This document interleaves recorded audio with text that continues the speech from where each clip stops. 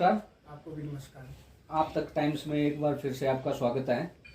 मैं आपके माध्यम से ये जानना चाहता हूँ कि 2 दिन पहले जो विधायक साहब ने निर्वाल कोऑपरेटिव बैंक का उद्घाटन किया, उसके ऊपर आप कमेंट दें, अपनी प्रतिक्रिया दें। प्रकाश जी, आपके चैनल के माध्यम से मैं ये बल्ह विधानसभा क्षेत्र के लोगों को अवगत कराना चाहता हूँ कि जैसे आपने कहा कि यहाँ बैंक का उद्घाटन किया, क्षमा चाहूँगा, बैंक का उद्घाटन नहीं है, एक एटीएम का उद्घाटन जो हमारे माननीय विधायक साहब इंद्र सिंह गांधी उन्होंने किया।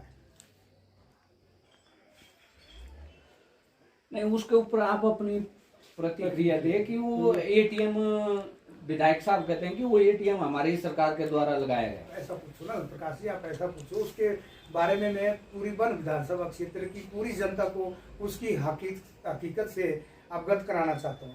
ये जो एटीएम यहाँ माननीय हमारे विधायक साहब जो है, जैसा कि मैं पहले भी कई बार आपके चैनल के माध्यम से विधानसभा बल्ह क्षेत्र के लोगों को बता चुका हूँ कि ये जो हमारे विधायक साहब हैं, इनकी कुर्सी जो है खिसक चुकी है और इनके पांव तले जमीन भी खिसक चुकी है और ये आनन फानन में हर रोज जो है बल्ह विधानसभा क्षेत्र के लोगों को बेवकूफ़ बनाने का काम कर रहे हैं, जबकि बल्ह विधानसभा के लोग जो है बहुत संस्कृति सभ्य और बहुत बुद्धिजीवी आदमी है। अब मैं आता हूँ उस मुद्दे पर। आपने कहा जैसे विधायक साहब ने एटीएम का उद्घाटन किया, इसमें वास्तविकता ये है प्रकाश जी कि ये जो एटीएम है, ये शायद 2012 या 2013 वर्ष में यहाँ कोई एक मैनेजर थे, मैं व्यक्तिगत रूप से उनका नाम नहीं लेना चाहता हूँ, मैंने एक गाड़ी जो है लोन के ऊपर ली थी, मेरी 2 महीने की किस्त टूटी थी, तो जो मैंने लोगों से उधार लेके पैसे, जो मेरी एफडी थी कुछ 2-3 लाख रुपए की, वो 2 महीने की किस्त रुकने के बाद ही उन्होंने जो है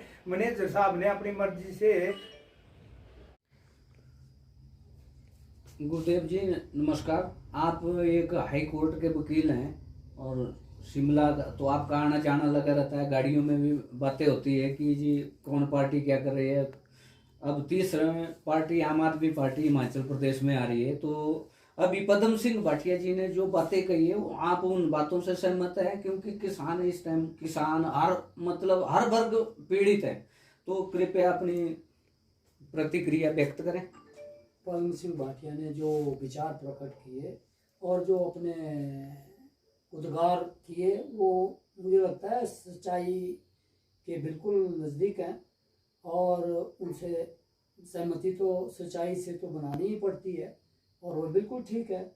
तो जो इस वक्त आम जनता महंगाई का भार ढो रही है, तो उसके उपलक्ष्य में भी इन्होंने बिल्कुल सही कहा। अच्छा वकील जी, एक अंतिम क्वेश्चन आपसे मेरा यह रहेगा, आज मुख्यमंत्री ने जो ऊपरी बल के लिए एक आईटीआई की घोषणा की, वो एक चुनावी जुमला है या हो सकता है? ये एक चुनावी जुमला ही लगता है, क्योंकि ऊपरी बल का क्या मतलब बना? या तो स्थान का नाम बताते हो कि इस जगह के वो हमने आईटीआई दी है। ऊपरी बल का तो एक सस्पेंस जैसी वाली बात होगी। बढ़ चढ़कर जो युवा, हमारे जो युवा है, जो हिंदुस्तान का भविष्य है, वो सभी युवा जो है बढ़ चढ़कर भाग लेने कह रहे हैं पद्म सिंह भाटिया जी, हम आपके साथ हैं, हम माननीय केजरीवाल जी की नीतियों के साथ है, आप आगे बढ़ो, हम तुम्हारे साथ हैं।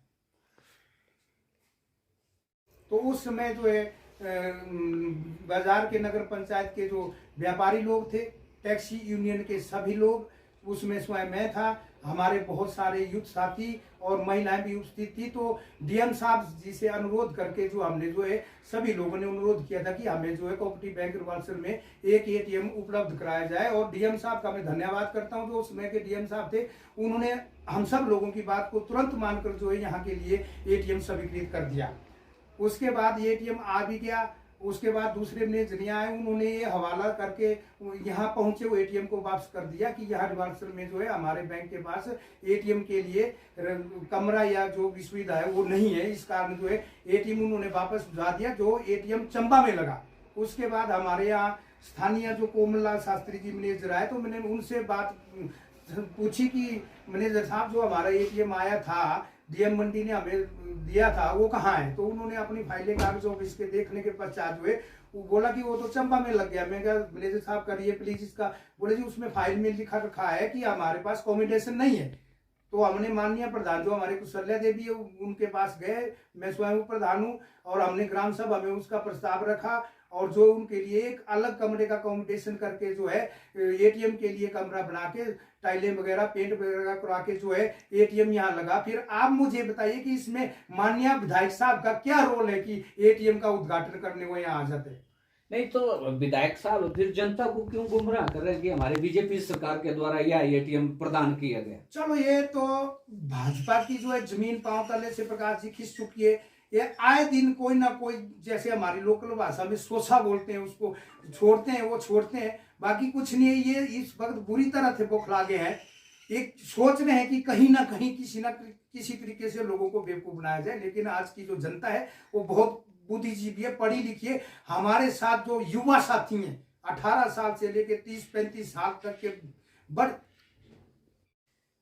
तेजराम ठाकुर जी, आप आम आदमी पार्टी के हिमाचल प्रदेश के सचिव हैं। सचिव होने के नाते जो अभी पद्म सिंह भाटिया जी ने कहा, उन बातों से आप पूरी तरह से सहमत है या नहीं है? जी नमस्कार प्रकाश जी, जो पद्म सिंह भाटिया ने आपके सामने जो कहा वो बिल्कुल मैं इस बात से बिल्कुल सहमत हूँ। जो उन्होंने कहा बहुत अच्छा कहा, बहुत बढ़िया है, और जो इन्होंने कहा बिल्कुल सही कहा। धन्यवाद तेजराम ठाकुर।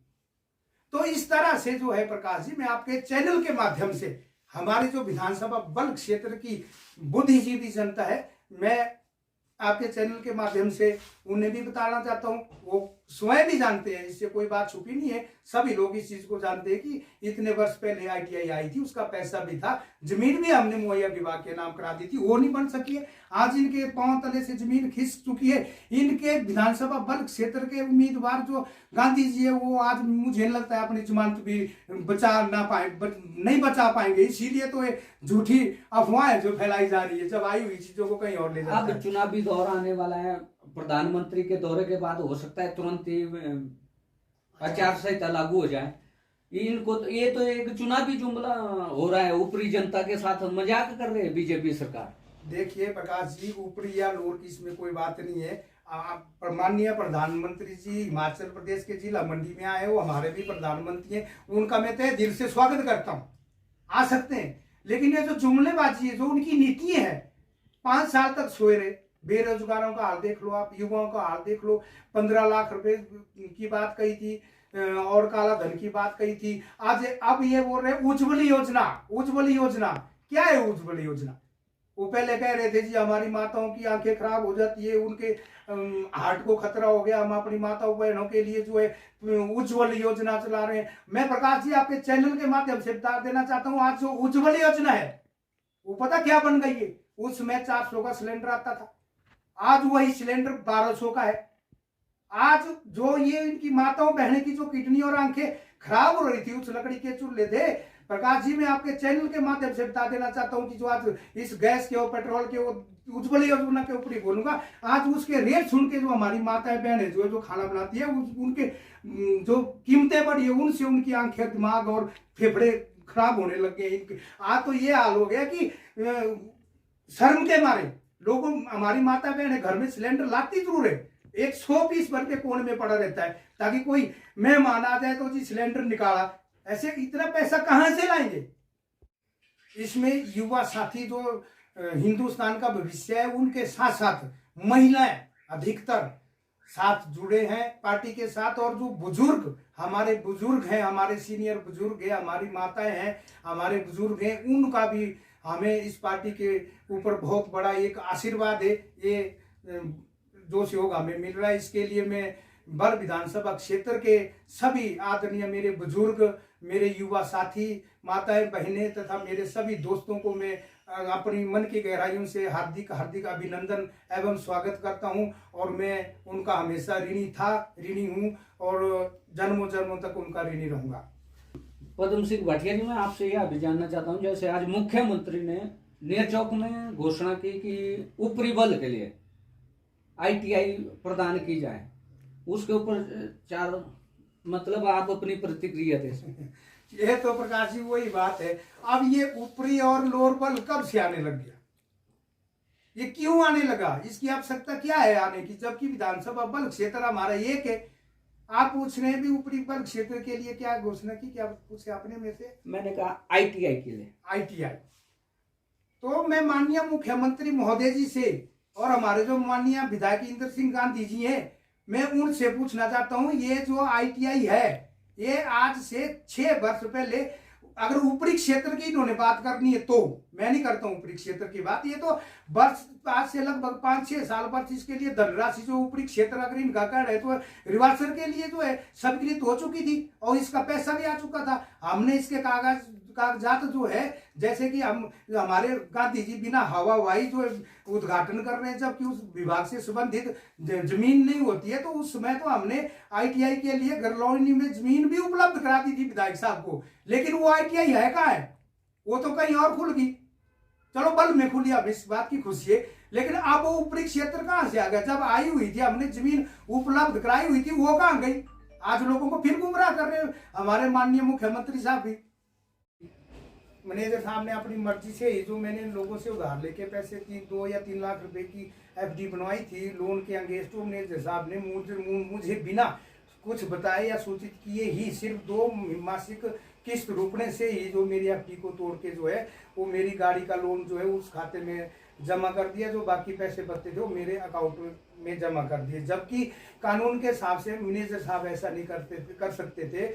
उस संदर्भ में मैंने एक शिकायत जो है शिमला इनके हेड ऑफिस को भेजी थी, जिसकी इंक्वायरी के लिए DM डिस्ट्रिक्ट मैनेजर मंडी उस समय के जो है आजकल MD शायद सुंदरनगर में है, वो इस शिकायत को सुनने के लिए आए और जनता के प्रति उस मैनेजर के प्रति भारी रोष था। जब इंक्वायरी यहाँ हुई तो इंक्वायरी जो है ये फॉरेस्ट रेस्ट हाउस में हुई, जिसमें इंक्वायरी केस में बाजार के बहुत व्यापारी वर्ग लोग जिनके साथ उन्होंने मैनेजर साहब ने अन्याय किया हुआ था, वो सभी लोग टैक्सी यूनियन के प्रधान उसमें के चूड़ामणि, पूर्व प्रधान भूतपूर्व सैनिक मोहनलाल शर्मा जी व अन्य टैक्सी स्टैंड के सभी पदाधिकारी व सभी सदस्य जो है उस इंक्वायरी को में शामिल हुए, जिसमें स्वयं मैं भी था। तो जब DM साहब ने सारी बातें सुनी तो जो है मैनेजर साहब के अगेंस्ट जो है कार्रवाई जो भी उनकी विभागिया बनती थी उससे हमें कोई लेना देना नहीं है, वो उन्होंने की।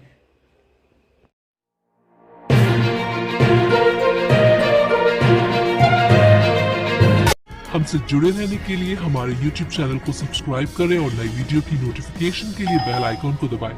अगर आप ये वीडियो Facebook पर देख रहे हैं तो लाइक जरूर करें और ज्यादा से ज्यादा शेयर